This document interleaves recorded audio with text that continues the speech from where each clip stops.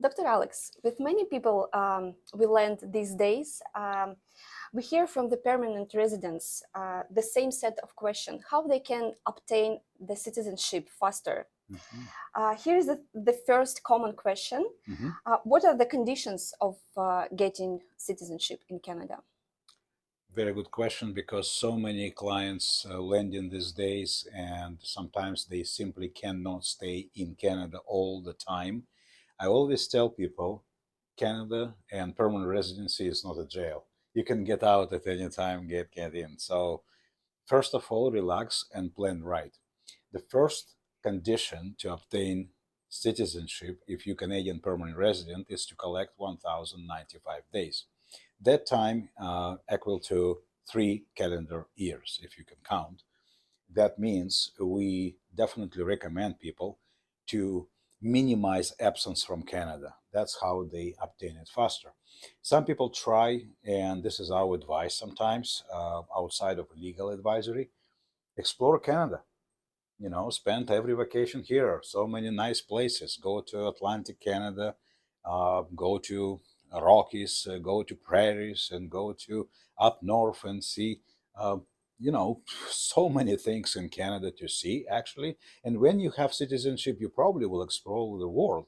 And but staying in Canada, collecting time faster means they will get citizenship faster. Okay, that's good points. Mhm. What if my family member reached citizenship and I had to travel a lot for work to support them?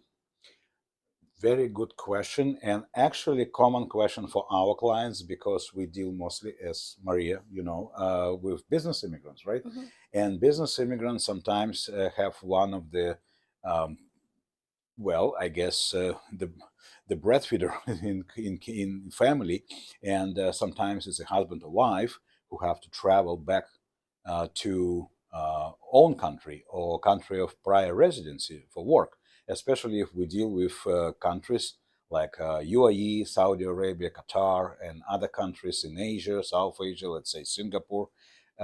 They not citizens there, but they're expats as well. But they have a job, and sometimes very high paid job, and definitely providing for family is a critical point for them. First and most critical component of permanent residency, that each and every person in a family goes through permanent residency path on his or her own, which means if, let's say, wife and kids reach a status or eligibility for citizenship, they can apply. They don't have to wait for each other. What happened to those who have to spend more time than allowed overseas, outside Canada? Well, first of all, we have to see how they operate, what they work, because if they work for Canadian company, but not for own business without salary and just nominally, no, that's not the case. We have to see conditions. Second of all, we definitely see if they can be transferred from overseas to Canadian subsidiary, for example, and that probably the case in many on many occasions. So in this case, the worst case scenario, the person who is not fitting into requirements to obtain citizenship and not enough days collected to maintain permanent residency, well, they have to forget about well, citizenship for sure, but residency can be postponed, and they work and visit Canada, and then later on, let's say they retire or life plans change, they can definitely be sponsored back to Canada by spouse who is citizen by the time. So it's a complicated but not too complicated legal structure, and we normally have special consultation with people upon arrival and advise them how to proceed better based on personal set of circumstances. Mhm. Yeah. Once I have Canadian citizenship, Mhm. do I have a risk of losing it? Well, yes and no. It's hard. It's hard because citizenship is citizenship. It's not given lightly and definitely not taken lightly. But you have to commit extremely serious crime or conduct some fraud during your initial application, like pretend to be another person, that sort of thing. Something extremely serious, but generally it's very hard. And as you know from latest cases, even public wants some people to be non-citizens, and government can do nothing. So it's very complex. So I would say it's almost non-existent. Mhm. If I'm immigrated via startup visa program, Yeah. do I have to maintain my business until I reach the citizenship? Very good point. People ask this all the time, and this is something that we kind of concern about because they definitely getting some advice or opinion from somewhere, but not us.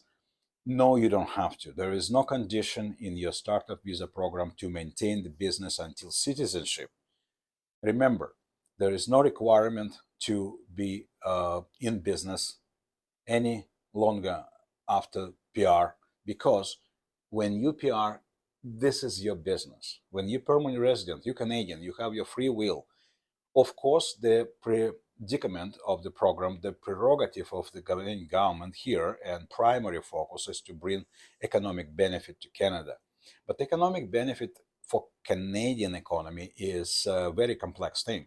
For example, if I bring bright individual and his business fail outside of his control because of market condition change, maybe IP got stolen or something like that, which happened because government is not processing files fast enough to maintain secret and know-how of certain intellectual property.